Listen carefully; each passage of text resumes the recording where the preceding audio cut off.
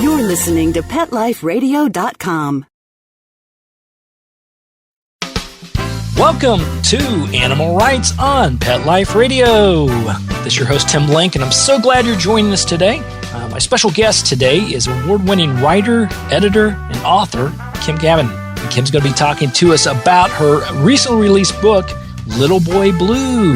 So we're excited about that, learn about Little Boy Blue, the book, learn more about Blue himself, and then all the other wonderful things going on. So everybody, just hang tight. We're going to get right back with Kim right after these messages. You're listening to Animal Rights on Pet Life Radio. Sit. Stay.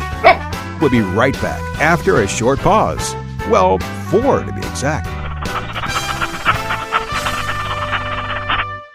Petco, where the pets go. Petco, where the pets go. Pet Life Radio has tail-wagging, fur-flying, fabulous deals for our listeners from Petco. Get $6 off your order of $60 or more and up to 40% off the entire Petco site. That's right. But that's not all. Because you're a Pet Life Radio listener, you'll also get free shipping on your order of $49 or more. $6 off, up to 40% off, and free shipping from Pet Life Radio and Petco. To get these awesome deals, go to PetcoDeals.com. That's PetcoDeals.com.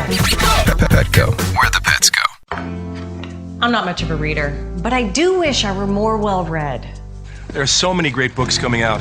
I wish I could find a way to keep up. Audible.com makes it easy to stay well informed and catch up on your reading simply by listening. Audiobooks from Audible turn downtime into uptime. You'll be more productive and become well read. Now I'm able to catch up on all the great books I've been wanting to read. With Audible, I feel smarter.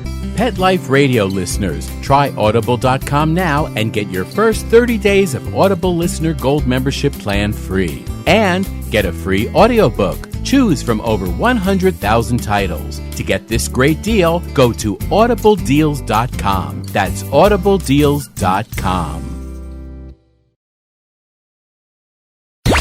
Let's talk pets. Let's talk pets On Pet Life Radio. Pet Life Radio. PetLifeRadio.com. Welcome back. Welcome back to Animal Rights on Pet Life Radio. Joining me now is Kim Kavin, talking about her latest book, Little Boy Blue. Kim, welcome to the show. Oh, thanks for having me on. Oh, it's my pleasure. It's my pleasure. Congratulations on the book. Tell us a little bit about the book, Little Boy Blue. Little Boy Blue is the story of a dog who I adopted through PetFinder.com in 2010. I live in New Jersey, and it turns out that Blue had come all the way to me from rural North Carolina, about 500 miles away. So the book talks about how he got here and what's going on with rescue all across our country today with these transports that are trying to bring dogs from the very high kill rate shelters in a lot of parts of the South all the way up to the North where they can find them a lot more homes. We'll touch upon that because I think I've talked about this before, but I'm here in Georgia. I'm in Atlanta, and we're doing a much better job here in Georgia of trying to place the animals and getting them in the right and perfect homes. But it still amazes me to this day how it seems like certain parts of the country, especially the southern states, are having a little bit more challenge with the animals, getting them adopted, getting the numbers down compared to the northeast states. What have you found in your research to support that, or is it just something that I'm imagining? No, you're definitely not imagining it. The shelter where Blue was found outside, about an hour outside of the Raleigh-Durham area in North Carolina, unless the rescue groups intervene, year after year after year, that shelter has a kill rate of just around 95%, which is extraordinarily high. You're practically a slaughterhouse at that point. If the rescues get in, the kill rate goes down a bit, but it very rarely drops beneath maybe about 70% in general. So you're still killing 7 out of 10 dogs that are coming in. We just don't really have that going on up here in the Northeast. And what every single person I interviewed told me, including the director of the shelter where Blue was found, is that the problem is a failure to spay-neuter. In a lot of these agricultural, rural areas, particularly in the South, folks just do not spay and neuter their dogs. It's not a wild dog problem with dogs running around in the streets. The problem is people who very knowingly bring in box after box after box of newborn litters of puppies, and they end up getting killed. Wow. And it's amazing. So it's more of an education thing that's going on, or lack of education, you feel? I do. I mean, there are definitely there's economic challenges and things like that, but there's an awful lot of programs out there to spay and neuter. You can get it done for $20 in the county where Blue was found if you want to. In places like New York City, some of the poorer areas there, the ASPCA has programs where you can get it done for free. In most cases, there are grants and programs available to help you spay and neuter your dog if you choose to do it. And we just need more people to do it, and that will help go a very, very long way towards eliminating this problem. Absolutely. Further the education, get people involved is a way to go. So let me ask you then about the book. How did you come about writing the book? I'm assuming it was, or did Blue just whisper it in your ear saying, you got to get this message out?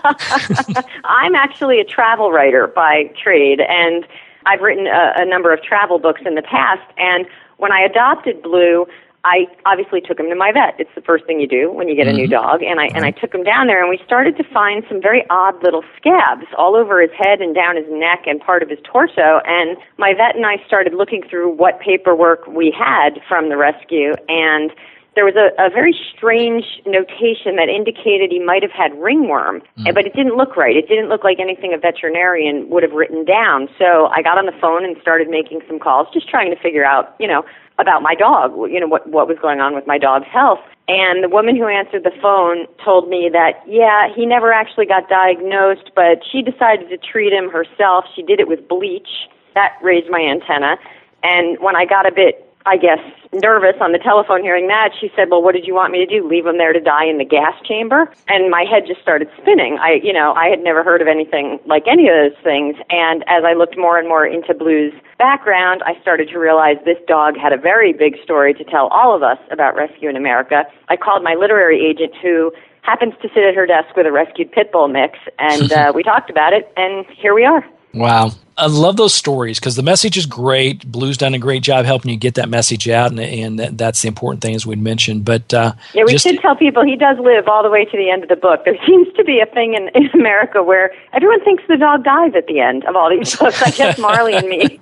Marley and Me, old Yeller, all those things. Depending on exactly. Your age. No, Blue is very happy and healthy. He's on tour with me, and he loves meeting folks and getting treats from people at the bookstores and the libraries and everywhere that we go. Yeah, great life. And recently you and Blue were on CNN. We were. That was a very exciting day for Blue. He had never been in a skyscraper. He had to ride up the big elevator. He was looking out the window over Columbus Circle in Manhattan, trying to figure out what the heck was going on that we were so high up in the sky. And then there was supposed to be a sofa for us to sit on. It turned out to be a pair of director's chairs, and he had to sit up in one of those tall director's chairs while the interview went on. And I have to say he did a really, really, really good job given all of those challenges. Yeah, exactly. And for the listeners here, describe Blue, his size and his demeanor, and I think they'll get the visual that necessarily a director's chair is not his ideal spot. No, Blue is about 40 pounds. Our best guess is a hound mix of some sort. My official papers at the vet say Heinz 57. We have no idea. He's a blend of many, many wonderful things, but for him, I had to lift him up and put him into this chair, and then he had to sit there under the bright lights for about 10 minutes, and he couldn't hear anything because the people were talking into my ear. All he knew was that this giant machine, the camera, kept coming closer and farther away from us. And if you watch the clip online, you'll see him about to jump once or twice. I think I did a pretty good job of keeping him on that chair while I was trying to answer the news anchor's questions. Exactly, yeah. Big kudos to both you and Blue. What an experience. And I'm sure it was an adventure. Yeah. So these things are things you hadn't expected when Blue came to your life, and I'm sure, I don't know if Blue had this in his master plan or not, but boy, he's done a lot just in the short time he's been with you, and he's going to be doing a lot more. We sure hope so. The publisher, Barron's, is donating a portion of proceeds from every book sold to the Pet Finder Foundation, and we're working real hard with every rescue that we can that asks us to have adoptable dogs at our book signings and things like that. So, the more people want to come out and meet Blue, the more good we're going to do to save a lot more dogs like him. And it makes me really proud. I'm real excited about it. Yeah, absolutely. It's a big kudos to Barron's and the Pet Finder, petfinder.com. Great organization to spread the education to people and also help you find the right and perfect animal for your life. It's dogs and cats and a plethora of other things, actually. So they do a great job. We're going to get ready to go to a commercial break, but we'll have more to talk about when we get back. You're listening to Animal Rights on Pet Life Radio. Sit. Stay. We'll be right back after a short pause. Well, 4 to be exact. Introducing the new Bret Michaels Pets Rock collection exclusively at PetSmart. I created it for the pets that rock your world. Shop the Bret Michaels Pets Rock collection and celebrate PetSmart's 25th anniversary with up to 25% off thousands of items on the PetSmart site. Plus free shipping on orders of $49 or more. Go to PetSmartDeal.com. That's PetSmartDeal.com. PetSmartDeal.com. Dyson. The new Dyson Animal Vacs are powerful bagless upright vacuums for homes with pets. Air muscle and radio root cyclone technology generates the strongest suction power to powerfully remove dust, dirt, and pet hair from the home or car. To order your Dyson Animal Vac, go to DysonDeals.com. DysonDeals.com to order your Dyson Animal Vac today. Dyson. Music to your ears. Hi, I'm Lisa Smith-Putnam, the host of the new and exciting show, Your Pets, My Dogs, here on Pet Life Radio. Your Pets, My Dogs will feature celebrity interviews, we'll talk to everyday pet owners, and more. Listen, I am here to entertain you each and every week, right here on Pet Life Radio. Again, that's Your Pets, My Dogs. I'm your host, Lisa Smith-Putnam. Your Pets, My Dogs. Your Pets, My Dogs. Let's talk pets. Let's talk pets On Pet Life Radio. Pet Life Radio. PetLifeRadio.com. Welcome back to Animal Rights on Pet Life Radio. This is your host, Tim Link, and I'm here with author Kim Kavin, talking about her book, Little Boy Blue. Now, Kim, tell us, when writing the book and after completing it and looking back on everything, what would you say would be the thing you learned most about writing the book? Was there any surprises? You mean the content of the book or the writing process? Yeah, we'll talk about the writing process here in a moment, how it compares to some of your other writing that you do. But the content, I always as an author, like to look back, and I always find there's some aha moments, some things that when I was writing it, I hadn't expected to be as thoughtful or challenging or what it may be. The thing that to this day stuns me is I sent out a bunch of Freedom of Information Act requests. What I tried to do was figure out how many of these shelters, like the one where Blue was found, are actually operating in the United States today. I tried to figure out, was this shelter an aberration or are there a lot of them? And I was able to document more than 40 taxpayer-funded animal shelters where Americans are spending about $15 million tax dollars a year to support these gas chamber operations, most of them with very, very high kill rate percentages. And that number to me, in the context of what's going on with our election and people talking about the budget and having to cut everything, that 15 million tax dollars a year are going to this, it's enraging. It should make everyone livid. And I'm quite sure that there's more money out there. It's hard to get people to admit that they're doing this with tax money. I had to go through, some lawyers tried to block me on this stuff and trying to get this information. And I just think if people understood that it's their money paying for it, far, far more people would stand up and demand that it stops. Yeah. And I don't quite recall that in the debate we had with our candidates the other night. I don't remember that topic coming up. It did not come up. It's just now starting to get on the public radar, and we're hoping to keep it there because I think that once people know they're paying for this stuff, like I said, they get angry. This isn't about those commercials that are sad and you want to help the dogs and Sarah McLachlan singing. This is about your money paying to basically kill healthy adoptable puppies. Most people get upset when they hear that, and rightfully so. Yeah, absolutely. So we just need to raise the awareness. And I agree with you wholeheartedly. I mean, I'm former president of a local no-kill shelter here in the Atlanta area, and I know things have gotten a lot better in the cooperation between the shelters and the counties. Have gotten much better in most places, not only here in Georgia but elsewhere. But there's so much more to be done and so much more cooperation that could be had. Cooperation is the reason that Blue is with me. The rescue group that pulled him out in North Carolina cooperated with a group up just over the border from me in Pennsylvania. I live in New Jersey, and if they had not worked together, he wouldn't be here. He wouldn't have even gotten out of that shelter. There would have been no place to put him. So that cooperation, as you say, it's fantastic, and we talk about it quite a lot in the book. The book, it champions all these heroes who are doing this all around the country, and we try to show the things that are working so that it's not just a sad story. It's a story about how we need change and about how people are making change and the ones who are doing it the best. Now, after our listeners pick up a copy of the book and read the book, Little Boy Blue, what would be the one thing you'd like them to walk away with? Is there one message or one thought that you'd want them to take away? I'm going to say two things that I would think we need to do. To me, this is a very basic issue. Number one, we need to be adopting more dogs instead of buying from pet stores and breeders. If we simply shifted in our nation, right now, 1 in 4 people who gets a dog chooses to adopt. If we can just shift that to 2 in 4, it doesn't even have to be 3 or 4 out of 4. If we can just get a few more people to adopt, then there will be enough homes for every dog in these shelters. Then it's just a matter of transporting them around, and the network already exists. The other thing I would say is, on top of adoption, we really need to get people to spay and neuter their dogs, because that is what ultimately will solve the problem. You have to make sure that this inflow of puppies stops coming into these shelters. No shelter can handle 100 puppies being brought in when they only have 30 cages. What are they going to do with them? It's spay neuter is the ultimate answer. So adopt, spay neuter. If we do those 2 things, all of this goes away.